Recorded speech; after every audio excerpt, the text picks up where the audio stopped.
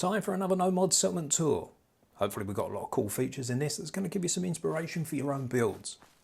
This was a really tricky one to do, and I've tried to keep the edit nice and tight and keep it moving at a good pace.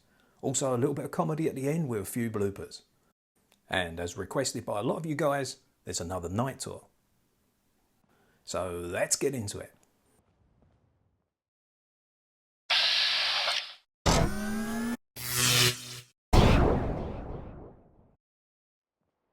Hello everyone and a massive welcome, or welcome back, to Fallout Play Build Collect. Taffington Boat House today. Very tricky one this. The house is a little bit difficult to work in and around. We have a body that can't be scrapped. As always, we've got no mods. And this was originally built on a playthrough, pre-DLCs, and then came back when DLCs were released and added the parts individually. I think it makes a lot of sense to protect this road. It's a major artery up and down the Commonwealth and all the traders use it, and your provisioners come up and down this road too. Have this small defensive position in the fence here on the side. Very basic, but I quite like the way it came out. Small trading post, we'll come back to that later. So I figure anyone who controls this road would control the trade. See the big gates at either end. See the external look as well. Now lots of this sort of stuff was added after, as our DLC pieces were released, coming back and adding things, much like this little section here, this defensive section. Wrapping station and a turret there. These concrete pieces with the wire section, put them in water. I really like the way that works, so much so I've used it again in a later build that you'll be seeing hopefully very soon. We had the bunkhouse, very scrappy looking, multiple parts used from different sets. Pretty standard inside, the basic cots and footlockers that I usually go for. You can see adding the Vault-Tec lockers adds a little bit of texture to it. Water purifier is actually in the water. Of course you could put lots more in at this settlement. And we come up and around to a decking area. What is the player home section of this. Character and his companion can sit and have some breakfast. The walkway does go all the way around, so you could walk out and see what was going on in the trading section if you wished.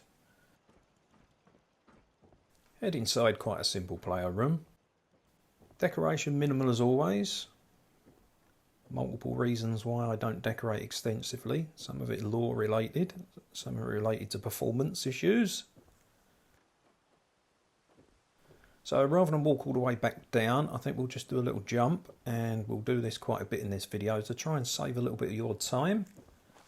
Hopefully just show you more of the good stuff and less of the walking around. We'll get back to the trading post later. Section here for the trade caravans. Looks really nice, this one at night. The guards walking around in this one. This was one of the first attempts at deciding what I wanted my Minutemen guards to look like. I was going for a more US Army theme to them. These particular ones I've equipped with the Tommy gun, because you largely get attacked from actually inside this settlement. One of the spawn points is actually roughly here. So you get attacked from here. You really want everybody to have good short range weapons. 2 farms, all segregated out, so I can keep track of making sure I've got exactly the right number of settlers to keep the farms active.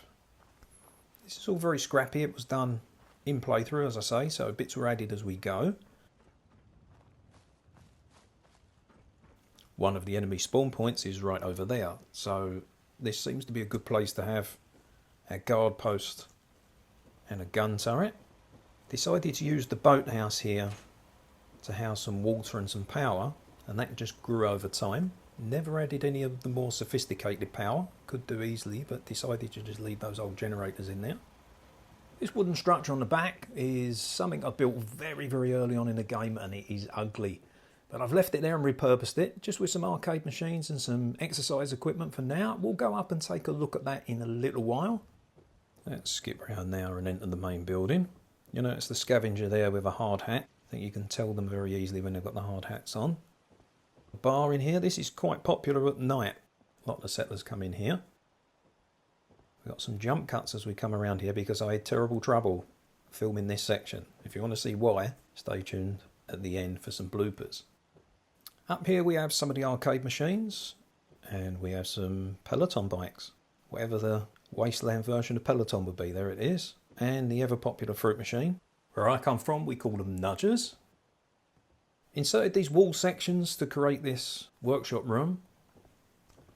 All the basic machines and some storage for weapons, armour and your other bits and pieces. Of course that wall there segregates off the part of the building with the dead body that you can't remove. I found this to be a quite adequate solution for me. So let's go back to this original structure on the outside. Now this was all walled in when I first put it up, and it contained beds and containers, and this is where everybody lived. So it was kind of a multi-level bunkhouse. Eventually I took all the walls off and changed it to defensive positions. See, we have a nice view out.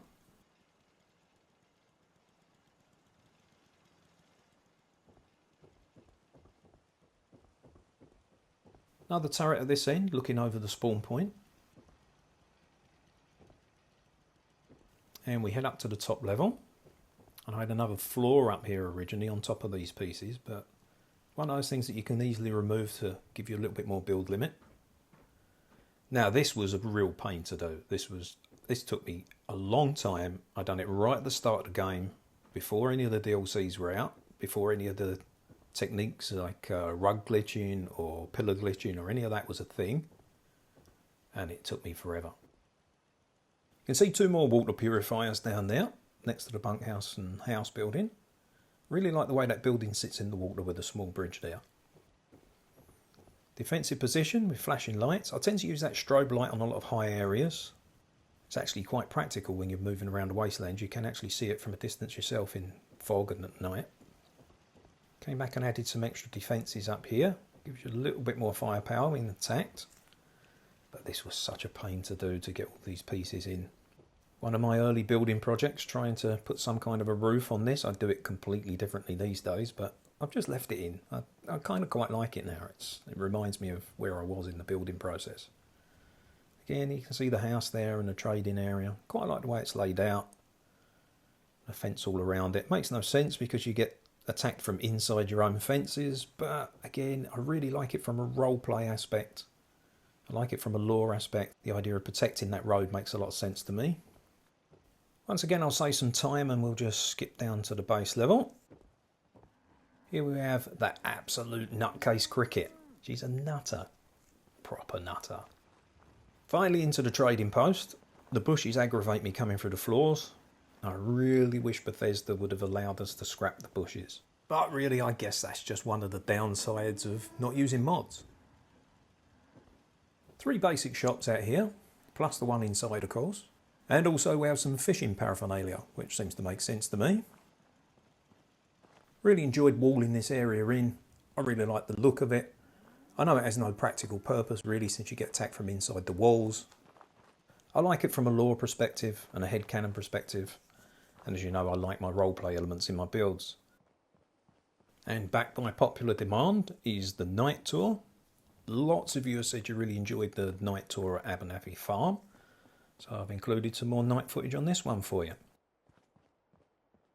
can see crazy cricket and a trade caravan. I quite like the way that looks at night with a fire barrel.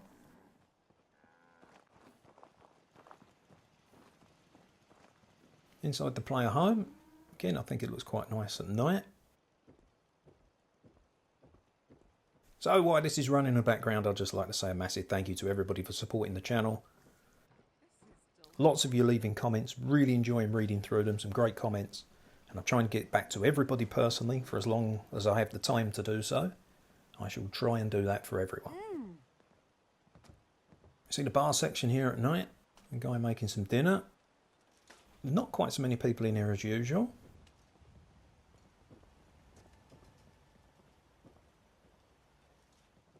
They love the fruit machines. They love the fruit machines. I just can't. But this girl, she likes her gambling. And she likes her chems. She's trouble, that girl. So there we go. That concludes the night section. And if you want to know why this is such a choppy video with so many cuts, stay tuned for this little blooper section. Here she is again, Miss Trouble. stopping me getting up the stairs. Excuse me, miss. Excuse me. Excuse me, miss. Can I go up the stairs? Excuse me. Hello? Excuse me. Okay. Manually moved her, and let's get on with the tour. No. Oh, you got to be kidding me. And within 30 seconds of launching up a clear weather shell, we get a rad storm. And I think I'm going to have to go back and restart the video all over again. Okay, everybody, thanks for watching. I just thought I'd show you a few little problems there that we have when we film these things. Doesn't always go according to plan. Very time consuming. This is a particularly tricky settlement to do a walkthrough on. And I've tried to edit it down and keep it nice and tight for you guys. So I hope you really enjoyed this one. And I hope to see you again in another video very soon. Thanks for watching.